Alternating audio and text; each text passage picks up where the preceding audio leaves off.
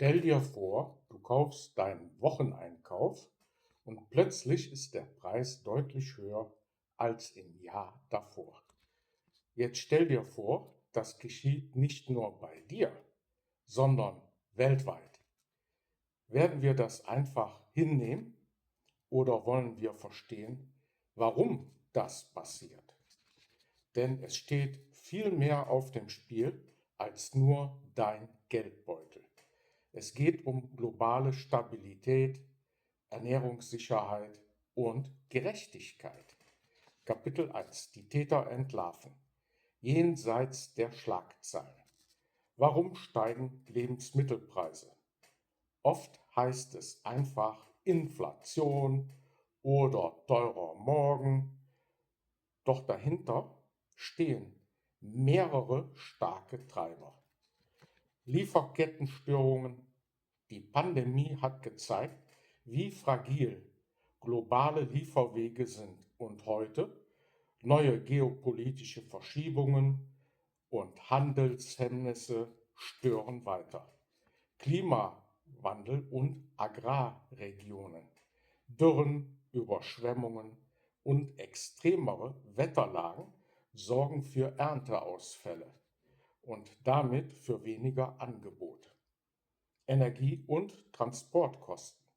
Wenn Energie, Diesel, Containertransporte teurer werden, steigt auch der Preis für das, was auf den Tisch kommt.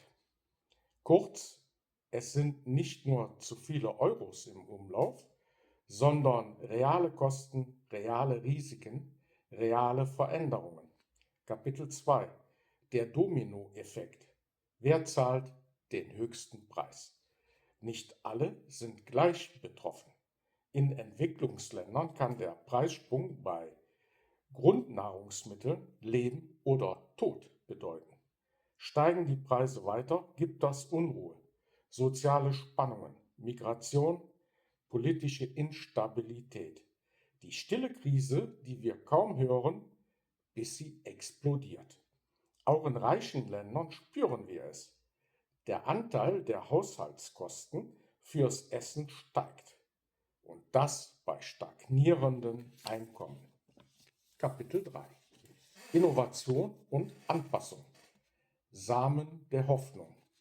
Doch es gibt Lichtblicke. Technik und neue Denkansätze zeigen, wie wir reagieren können.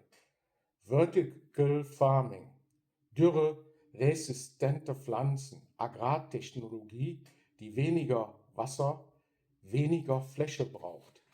Initiativen, die Lebensmittelverschwendung reduzieren, denn 1/3 der produzierten Nahrung geht verloren.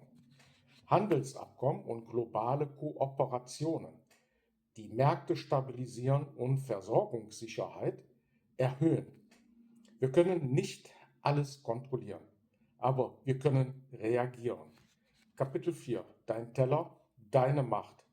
Was du heute tun kannst. Was kannst du tun? Hier sind konkrete Schritte. Bevorzuge saisonale Produkte statt importierter Exoten. Das entlastet Transportkosten, schützt Umwelt und deine Finanzen. Reduziere Lebensmittelverschwendung. Einkaufsplan, Reste nutzen, bewusst essen. Fördere Transparenz. Woher kommt mein Essen? Welche Standards gelten? Engagiere dich. Unterstütze lokale Bauern. Initiative zur Ernährungssicherheit oder informiere dich über politische Entscheidungen. Selbst kleine Veränderungen summieren sich. Dein Einkauf ist Teil des Systems. Schlussgedanke. Globale Lebensmittelpreise sind kein abstraktes Thema für andere Länder. Es betrifft uns alle, jeden Tag. Und obwohl die Ursachen groß und komplex sind, beginnt die Veränderung bei dir. Mit informierten Entscheidungen, bewussten Käufen und einem Blick fürs Ganze kannst du ein Teil der Lösung sein. Denn nicht nur dein Geldbeutel steht auf dem Spiel, sondern unsere gemeinsame Zukunft.